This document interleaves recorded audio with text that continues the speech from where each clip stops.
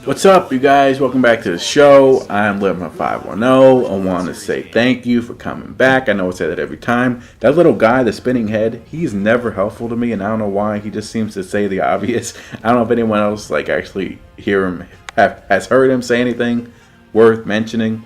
I haven't. First, I want to give a shout out. Okay, and I want to give a shout out to Eternal Gamma, who was able to pitch a perfect game with Justin Verlander. Now, I don't know if you guys know this, but it's very, very difficult to pitch a perfect game in this. I always try, and I always seem to give up like a bloop single in the 7th. It's like it's rigged. So, Eternal Gamma, man, good job doing that with Justin Verlander. That's amazing.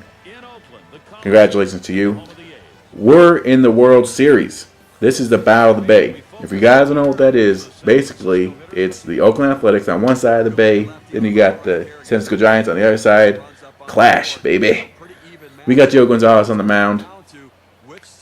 Now, this is actually going to be Game 1 and Game 2 of the World Series because I got lots to talk about. We're going to talk about the playoffs. So, let's get right into that. First, again, I want to let you guys know that this is sponsored by Conejo. Okay? Now, the link is in the description. You can go there. You can like his page. You can comment on his page. It's a new clothing line. I know I say this every time, but it's a new clothing line. I don't know how many of you guys have talked to him. I don't know who's done that. But if you have, good for you. Hey, and you know what? It's getting cold out there, ladies and gentlemen. It is. So you're going to want to look fresh, right? And the only way you can look fresh is if you have, I know, who uses the word fresh anymore? But if you want to look cool, okay, then you want to wear a Conejo hoodie. You know, you go on a date, you wear a Conejo hoodie. Hey, what's up, ladies? Or, hey, what's up, dudes? Whoever you are, you will look cool in your Conejo hoodie going to school, going to college, going to work, going on a date. You'll be looking, yeah, fresh. I said it. Okay, let's jump into baseball talk. Let's talk about the Game 1, okay, of the AL. We got the Detroit Tigers going up against the New York Yankees. The edge. In this one, I'm going to keep this short, and you guys can write in the comments, and I will definitely read them, and we can have a little conversation about this, about each game. Okay, the edge in this one, I have to say, goes to the Detroit Tigers. Okay, I think that their pitching staff is better than the New York Yankees pitching staff. Game 1 is the battle of the aces. Okay, so Game 1 is going to be a pitching duel, but after that, I think the pitching staff of the Detroit Tigers are going to be able to shut down the high-powered offense of the New York Yankees. I also think that the New York Yankees pitching staff is kind of underrating the Detroit Tigers offense. Okay, and I think that the Detroit Tigers offense is really, really solid, and I think that they'll be able to score enough runs for their pitching staff to pull out the win. So I'm saying Detroit Tigers in 4. The other side of the AL, Tampa Bay Rays. I don't know if you can not be a Tampa Bay Rays fan at this point just because of what they did yesterday.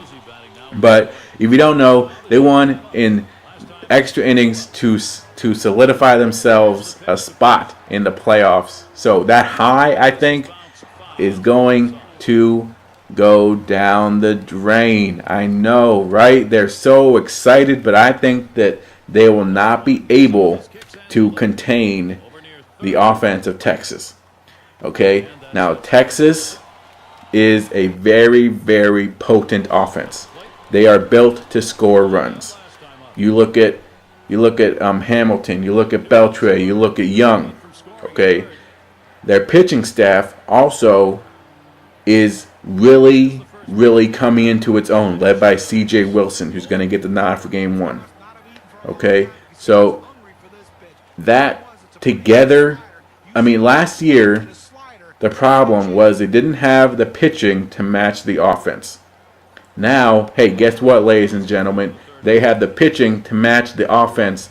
That's dangerous, especially when you have that high-powered offense. That's nuts. I think that Tampa Bay will fight.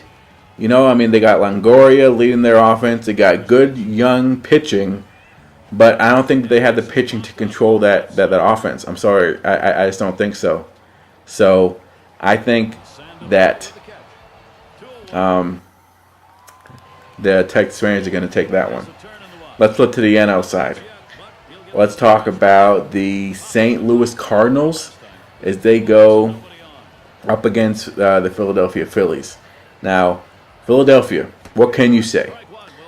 Except a beastly, no, not the movie Beastly, a beastly rotation. You got Holiday, you got Oswalt, you got Hamels. Let me pause. We lost game 1. I know, by 1 run. I'm disappointed. I had a terrible game, but you know what? Game 2 starts right now. So, hey, you know what? Good. Keep watching. That pitching is really, really good. Okay? Now, I don't know if they have the offense to put enough runs on the board for their pitching staff. Now, their pitching staff is great. Okay? But the offense of the St. Louis Cardinals is pretty good. Okay? I mean, you have Berkman, who had a breakout year this year, went to the All-Star game. You got Pujols. What else? I mean, I don't even need to say anything about that dude. Plus, you have Holiday, who has been battling some injuries, but hey, you know what? He can still hit with the best of them. So those 3 guys may be able to pull out a series win, and I think that their pitching will also step up, led by Carpenter, who will probably pitch, like, he's not going to pitch game 1 because he pitched yesterday. So I think he's probably going to come in like game 3 or something like that. But I don't see, like I said, I don't see Philadelphia scoring enough runs. I mean, if you look at this, their track record, they have a track record, Philadelphia does, of having their offense not score runs in the playoffs. You know, they kind of go into a drought. I think that that's going to happen here, and I think that that is going to be their downfall. So I'm going to have to go with the Cardinals over the Philadelphia Phillies. I know. I'm sorry, Philadelphia. I really am, because everyone was on your bandwagon, but I don't think you guys can do it this year. Maybe next year. You guys need to give some... Maybe you guys go, like, sign Reyes or something, which is something I'll talk about at the end, if I have time. But anyway, sorry. I don't even know why I mentioned that douche. Okay, last game. You got the Arizona Diamondbacks going up against the Milwaukee Brewers. Now, me living in Wisconsin right now, I've heard everything that you can possibly imagine about the Brewers. I'm going to try not to be biased on this, you know, because here they're like, oh, the Milwaukee Brewers are great, man. So I'm going to try not to include that in my commentary right now, okay? So let's start with the Arizona Diamondbacks. They got good hitting. They got good young hitting in Justin Upton and in Chris Young. So I think that young hitting is really, really going to score runs for them. But I don't think their pitching, led by Ian Kennedy, is going to be able to control the Milwaukee Brewers offense. Because the Milwaukee Brewers, and I know people are going to say, well, you live in Wisconsin, obviously you're prejudiced. I'm not a Milwaukee Brewers fan, okay? I'm just saying that when you have Braun, when you have Hart, when you have Fielder, and when you have people who can get on base in front of them, you have some problems. And when you also have good pitching, and this is why they got Greinke to begin with, was you have Gallardo game 1, and guess who you have in game 2? Zach Greinke. Now, he hasn't had as good of a year as people would have liked, but he pitches pretty well at home. Okay? So, I'm thinking, if you look at it, Milwaukee's going to win game 1, then they're going to win game 2. Hey, you know what? At that time, it's over. Ian Kennedy may be able to sneak out game 1. I don't think so, but you never know. But even after that, I don't think that they have the pitching to give J.J. Putz, who has had a great year this year, a chance to close it out for him. So I'm going to have to go with the Milwaukee Brewers. I think they will they may lose game 1, but at the end of the day, they will be able to pull out this win, and they will go on to face the Cardinals in the next round. So that's just how it goes. Let me know in the comments. As you see, we lost game 2, so we're going to have our work cut out for us. as we try to turn this around. Let me know in the comments what you guys think of every game. Do you think that I'm wrong? Do you think I'm off my rocker? Who do you think is going to win it all? Who do you think is going to win each game? Check out the sponsor. Really, real talk. Check out the sponsor. Check out my channel. Like, dislike. Eternal Gamma, again, man. Congratulations on that perfect game. I'm living 510. I'm outie. Deuces.